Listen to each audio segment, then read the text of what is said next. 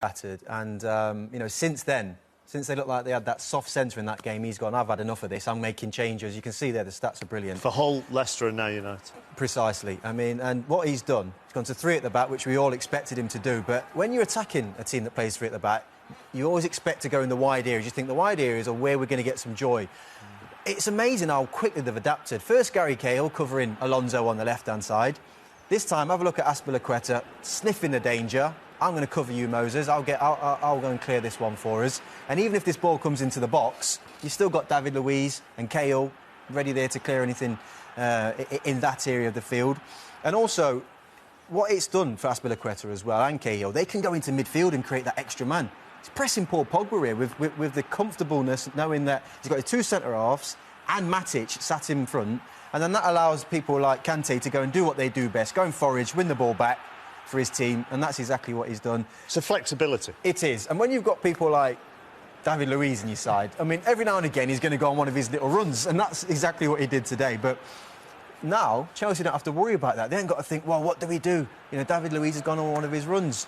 Calm. Azpilicueta goes, you get yourself in here, Matic. Points to him. Get in here. Now with 3v2, everything's nice and calm. And I do think it's down to this guy as well. He deserves big credit, Moses.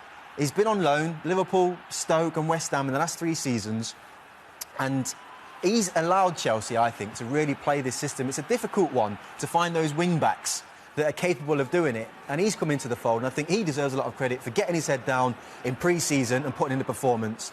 And Conte deserves a lot of credit for having a real look at his squad, seeing what he's got without judging, and then giving him the opportunity to go and put in a performance like that. I think when you play wing-back, it's the hardest position to play in this system because you've got to defend at your far post and you've got to get up to the other end and score at the far post on the other end. And I think with Conte, he's got a great balance. He's got a defender on one side in Alonso, playing wing-back, and he's got an attacker, an ex-winger, playing wing-back on the other side. And I think they've got a great balance in the side now. Just one other thing on this issue. I'm assuming you've both been at clubs and both been in situations where a manager has come in or a manager has decided to change the system and implement something new.